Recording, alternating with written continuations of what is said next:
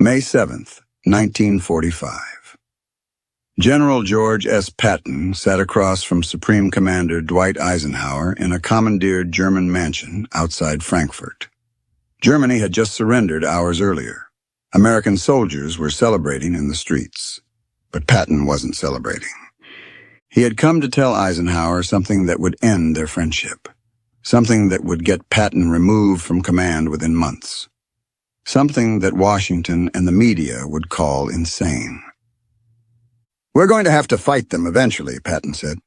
"Let's do it now while our army is intact and we can win." He wasn't talking about the Germans. He was talking about the Soviet Union. Eisenhower stared at him. He had just spent 3 years building an alliance with the Soviets to defeat Hitler. The American public loved Uncle Joe Stalin. The media portrayed the Red Army as heroic liberators. And here was Patton, suggesting they immediately attack their ally. "George, you don't understand politics," Eisenhower said. "The war is over. We're going home." Patton looked at his commander and realized something terrible. Eisenhower knew he was right. But Eisenhower wasn't going to do anything about it. What followed was one of the most consequential silences in American military history. Patton had identified the Soviet threat before anyone in Washington would admit it existed. He had proposed a military solution while the Red Army was exhausted and American forces were at peak strength. And he was ignored by politicians and generals who cared more about public opinion than strategic reality. Patton's Third Army had driven deeper into Germany than any other Allied force. His tanks had reached Czechoslovakia. His advance units were within striking distance of Berlin, and everywhere he went, he saw something that terrified him. The Red Army. Soviet forces were occupying Eastern Europe with brutality that shocked even hardened American combat veterans. Patton's intelligence officers reported mass rapes, systematic looting, and summary executions of civilians suspected of anti-communist sympathies. Entire populations were being shipped to Soviet labor camps. In April 1945, Patton wrote to his wife Beatrice, "I have no particular desire to understand them except to ascertain how much lead or iron it takes to kill them. The Russians give me the impression of something that is to be feared in future world political reorganization." He was seeing what Washington diplomats refused to see. The Soviet Union wasn't a temporary ally against Hitler. It was a totalitarian empire, expanding westward while American politicians naively believed Stalin would honor agreements about free elections and democratic governance. Patton met with liberated American prisoners of war who had been held by the Soviets. They described treatment worse than what the Germans had given them. Soviet soldiers had stolen their watches, boots, and rations. Officers who protested were beaten or shot. The reports kept coming. Soviet forces were dismantling German factories and shipping entire industrial plants back to Russia. They were installing communist puppet governments in Poland, Romania, Hungary, and Bulgaria. They were arresting and executing anti-communist resistance fighters who had spent years fighting the Nazis. By May 1945, Patton had developed a detailed plan. It wasn't just angry rhetoric from a frustrated general. It was a legitimate military strategy based on real intelligence about Soviet capabilities and weaknesses. Patton's assessment was straightforward. The Red Army had just lost 27 million people defeating Germany. Soviet forces in Eastern Europe were exhausted, overextended, and living off captured supplies. Their supply lines stretched back thousands of miles to Russia. American forces, by contrast, were at peak strength with complete air superiority and intact supply lines. "We could beat the Russians in 6 weeks, Patton told Undersecretary of War Robert Patterson in May 1945. The Soviet Union had no strategic bombing capability. The Red Army had minimal anti-aircraft defenses. American air power alone could cripple Soviet logistics. Soviet tank production was impressive, but the tanks were mechanically unreliable after 4 years of continuous warfare. American M4 Shermans weren't as heavily armored, but they were reliable and available in overwhelming numbers. Most importantly, Patton argued, the Red Army's morale was fragile. Soviet soldiers had been told they were fighting to liberate their homeland. Many had no interest in occupying Eastern Europe permanently. If American forces pushed east, Patton believed significant numbers would surrender or desert. We can arm the Germans, Patton proposed. There are hundreds of thousands of Wehrmacht soldiers who would rather fight the Russians than go to POW camps. This suggestion horrified Washington. The United States had just spent 4 years defeating Germany, but Patton's logic was brutal and clear. German soldiers hated and feared the Soviets more than they hated Americans. I would rather have a German division on my side than a Soviet one, Patton wrote. This comment would be leaked to the press within weeks. Eisenhower had military reasons for rejecting Patton's plan. The American public wanted their sons home. Congress was already demanding rapid demobilization. Logistically, American forces were positioned to occupy Germany, not to push east into Poland. But these weren't the real reasons Eisenhower rejected Patton's proposal. The real reasons were political. President Truman had just taken office and was continuing Roosevelt's policy of cooperation with Stalin. The Yalta Conference had established the framework for post-war Europe. Eisenhower knew that proposing an attack on the Soviet Union would be political suicide. He would be accused of warmongering, of risking World War III, of betraying the alliance. The media would destroy him. Washington would remove him from command. More personally, Eisenhower liked being the hero. He had just won the war in Europe.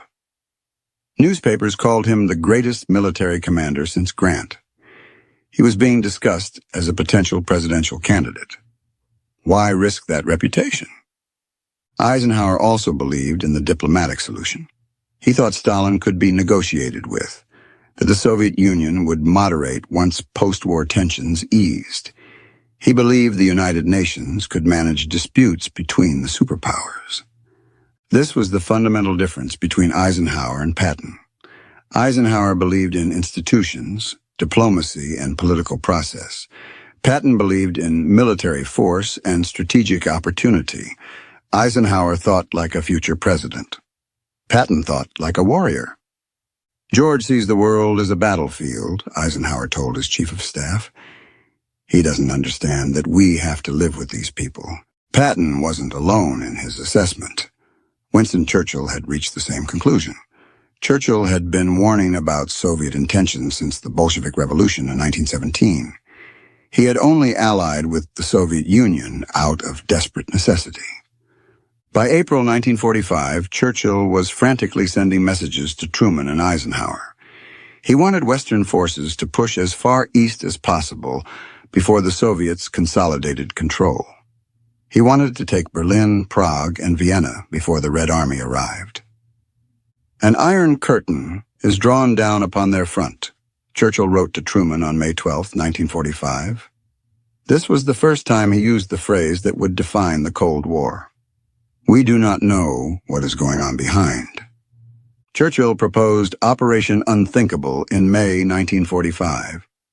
It was a detailed military plan for an Allied offensive to push Soviet forces out of Poland and Eastern Europe, assuming the use of rearmed German units fighting alongside American and British forces. The British Chiefs of Staff analyzed Operation Unthinkable and concluded it was militarily feasible if launched immediately. They estimated Allied forces with German support could defeat Soviet forces in Eastern Europe within months. But they warned it would require total commitment. Churchill sent the plan to Truman. Truman rejected it immediately. He was horrified by the suggestion of attacking the Soviet Union and even more horrified by the proposal to rearm German units. When Patton learned that Churchill had proposed essentially the same strategy, he felt vindicated. At least one man in power understands what we're facing, he told his staff. Churchill's prediction about Soviet intentions proved accurate within months. The press had loved Patton during the war, but in May and June 1945, the coverage changed. His comments about the Soviets were leaked to journalists. His proposal to rearm German units was characterized as Nazi sympathizing. Columnists questioned his mental stability. Drew Pearson wrote, General Patton's recent statements about the Soviet Union raise serious questions about his judgment. At a time when the nation seeks peace, Patton seems intent on starting another war. The New York Times editorialized that Patton's political statements suggest a troubling lack of understanding of diplomatic realities. Time magazine questioned whether his aggressive personality was suited for peacetime. None of these outlets reported what Patton was actually observing in Eastern Europe. None investigated the Soviet atrocities that Patton's intelligence officers were documenting. The media narrative was set. Patton was a great combat commander who couldn't adjust to peacetime. By August 1945, Eisenhower was receiving pressure from Washington to remove Patton from command. The excuse came from denazification policy.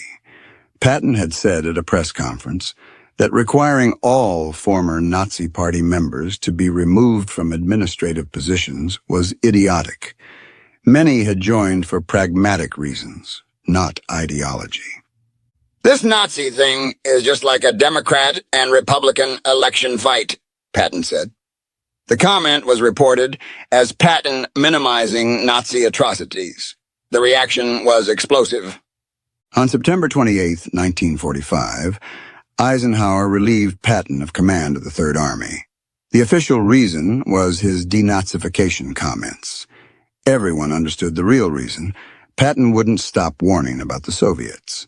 After being removed from command, Patton spent his final months documenting Soviet actions and writing desperate warnings to Washington. His letters from October and November 1945 read like prophecies. Let's keep our boots polished, bayonets sharpened, and present a picture of force and strength to the Red Army, Patton wrote. This is the only language they understand and respect.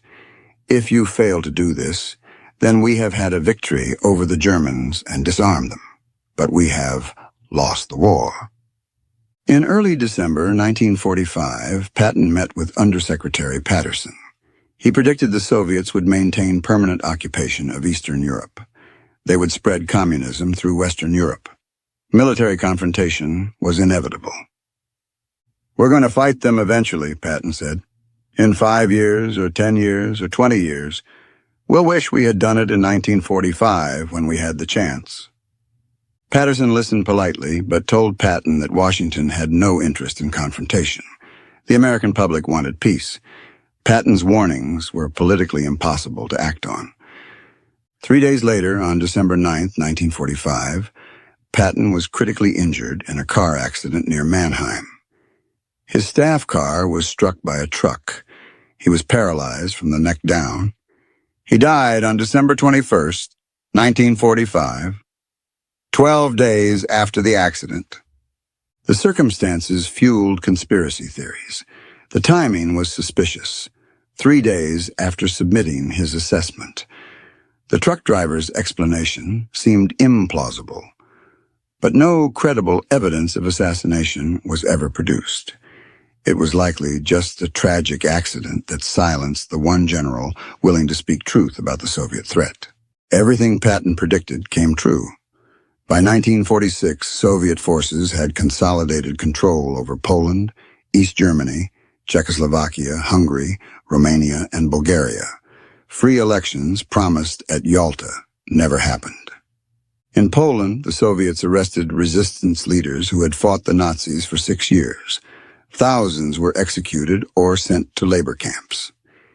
In Czechoslovakia, a 1948 communist coup overthrew the democratic government.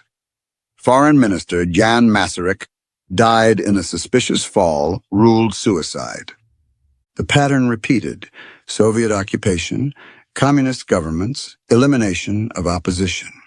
Between 1945 and 1989, communist regimes in Eastern Europe killed approximately 1 million people. Millions more were imprisoned or tortured. The Iron Curtain, Churchill warned about, became permanent. The Cold War Patton wanted to prevent lasted 45 years, cost trillions of dollars, and killed millions in proxy wars. By 1949, the Soviets had atomic weapons. By 1950, confronting communist expansion required the Korean War. Patton's argument was that May 1945 was the moment to act, while the Red Army was exhausted and American forces were strong. He was probably right about the window of opportunity. Whether military action would have succeeded is debatable. Whether it was politically possible is not. But every scenario Patton predicted came true. Soviet occupation was permanent. Communist expansion continued. Military confrontation proved necessary. The only question was timing and scope. For decades after Patton's death, his warnings were vindicated by events. Every prediction he made came true. Every policy he opposed proved disastrous. By 1947, even liberals who had supported Roosevelt's policy had to acknowledge the failure. George Kennan's long telegram described Soviet expansionism in terms that echoed Patton's 1945 warnings. The Truman Doctrine committed the United States to containing Soviet expansion. But containment meant accepting Soviet control of Eastern Europe as permanent. It meant fighting limited wars in Korea and Vietnam. It meant 45 years of Cold War that Patton believed could have been avoided. Conservative critics cited Patton as a prophet who had seen the truth while politicians chose appeasement. Douglas MacArthur, who faced similar conflicts with Truman during the Korean War, wrote, "Patton understood that communism had to be confronted militarily. His removal was a tragedy for which we're still paying the price." Ronald Reagan cited Patton's warnings during his 1980 presidential campaign. Reagan advocated for military strength and confrontation with the evil empire in terms that Patton would have recognized. When the Berlin Wall fell in 1989 and the Soviet Union collapsed in 1991, conservatives argued that Reagan's policy of strength rather than accommodation had vindicated Patton's 1945 assessment. If Patton had been listened to, Eastern Europe might have been liberated 45 years earlier. Patton identified the Soviet threat before most American leaders would acknowledge it. He proposed a military solution when one was possible, and he was silenced for having the courage to speak uncomfortable truths. The question of whether Patton was right in 1945 isn't just historical curiosity. It speaks to fundamental questions about American strategy that remain relevant today. When does the United States confront emerging threats militarily rather than diplomatically? Should generals advocate for what they believe is strategically necessary, even if it's politically impossible? These questions arose with Patton in 1945 and recur in every generation. After September 11th, debates about confronting terrorism echoed the Patton debate. Should the United States use military force preemptively or wait for threats to materialize? With China's rise, similar questions emerge. Should America confront Chinese expansion now while power is relatively greater?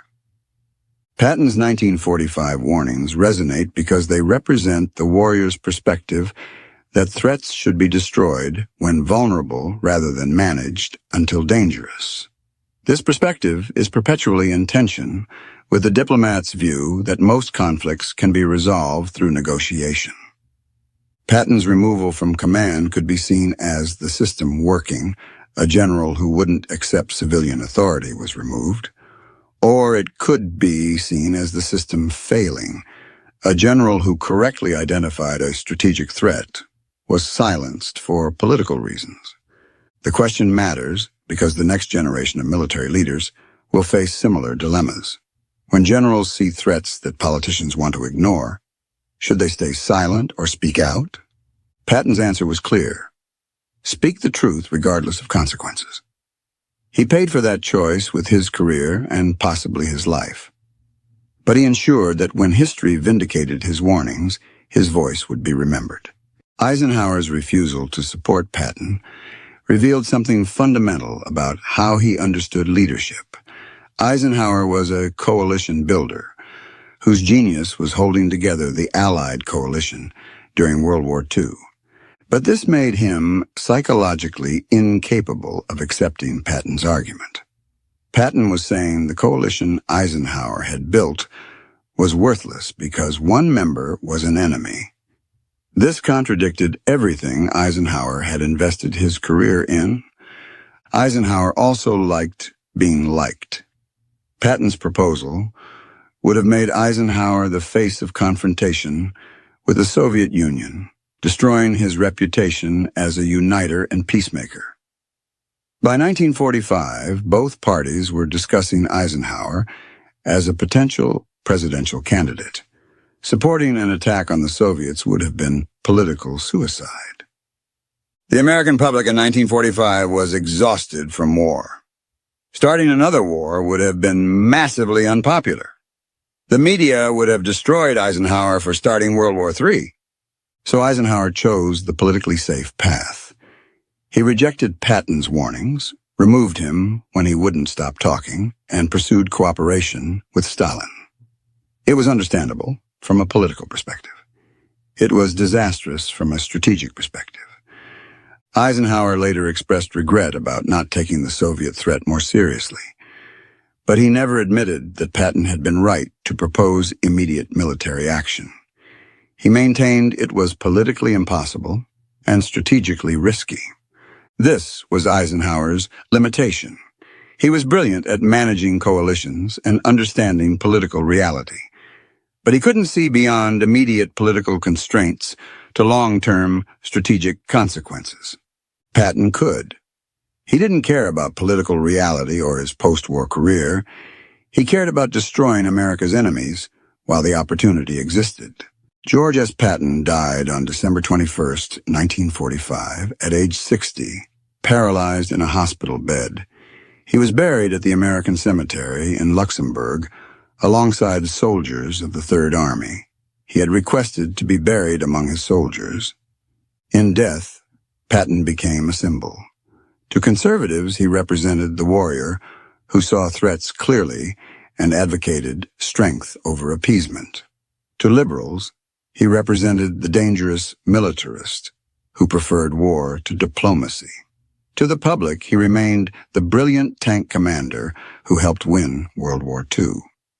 The question of whether Patton was right about the Soviet Union was answered by subsequent events.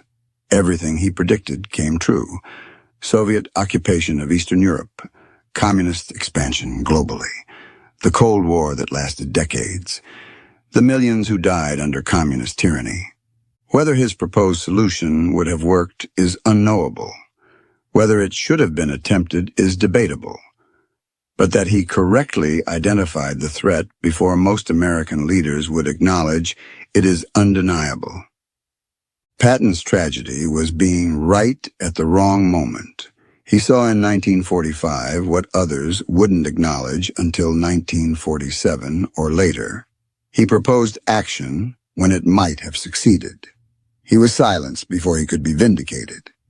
He died before he could say, "I told you so." The generation of American leaders who rejected Patton's warnings went on to fight the Cold War he had wanted to prevent. They spent 45 years and trillions of dollars containing Soviet power that might have been broken in 1945.